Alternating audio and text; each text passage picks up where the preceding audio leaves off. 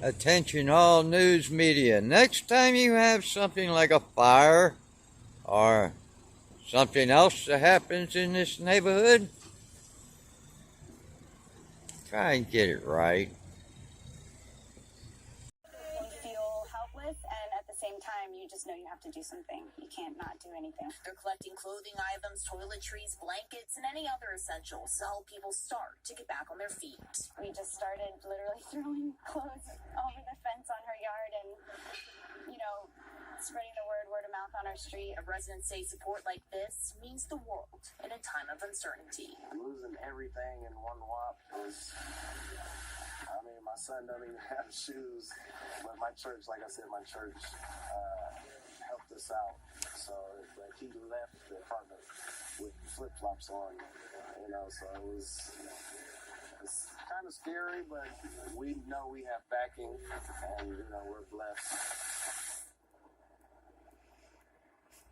Fire officials have not yet said exactly what caused this fire. Neighbors have set up a GoFundMe account to help the residents who have been impacted. We've posted that link for you on our website, fox5atlanta.com. That's all that's left out of that fire, that pile of rubble. I knew it was real close to where I lived.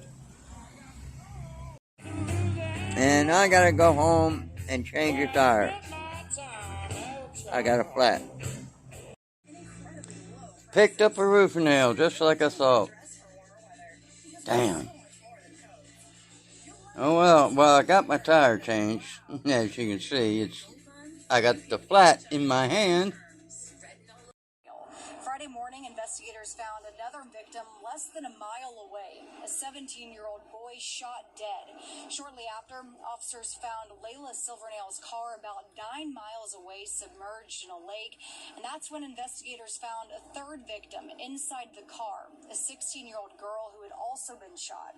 Investigators believe the 3 victims were all friends and were together right before they died. The sheriff tells us investigators are looking at multiple suspects right now, and an arrest could be made here soon. In Marion County, Florida, Caroline Elliott, Fox 5 News.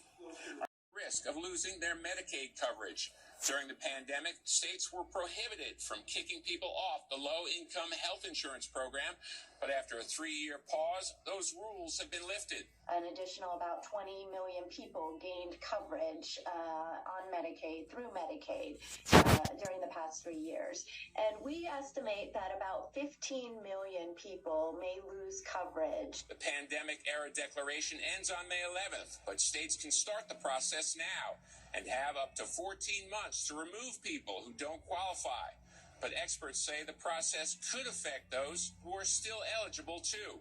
Many people will be disenrolled even though they remain eligible, simply because they face administrative barriers with completing the renewal process. Maybe they don't get the notice in the mail. Maybe they get it, but it's not in a language they understand. States will be sending out renewal notices to people whose eligibility will have to be determined, and they will have at least 30 days to respond to the request. Each state will have a slightly different process, but in general, they will want updates on things like income, address, and number of dependents. The information will come through the regular channels by mail, phone, email, or by website for individuals who have set up online Medicaid accounts. Don't ignore it. When you get that notice from the state, open it and take action. Healthcare advocates say it's critical to reach out to your local Medicaid office. In Atlanta, Steve Harrigan, Fox News. McKenzie says it's been tougher than normal to find the right candidate. Getting the ones fresh out of high schools is few and far between, and you really got to watch for the right ones and try to draw them in. And that's because there are fewer candidates. According to online recruiting platform Handshake, technical companies saw an average of 10 applications for each open job in 2020 and just 5 on average last year. There's that systemic stigma that students shouldn't go the pathway of working with their hands and going into the trades. And that's unfortunate. McKenzie usually looks for someone on the younger side who can grow within the company. There's no competition for management positions and training positions and leadership positions. So there's really good opportunity for smart young guys coming in if they're willing to just put in a few years. Sommerfeld says more work needs to be done to recruit and properly train younger workers. If we want to make an investment into our future, we really need to put our money where our mouth is and get these students and the educators the machines that they need, the training that they need.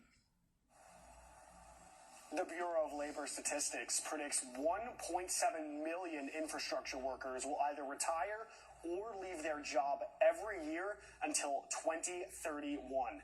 In Mount Vernon, Washington, Jake Alexis, Fox 5 News. Back on the road again. Can't get no flat with these tires. I just put another no flat tire on. Come on, screws and nails.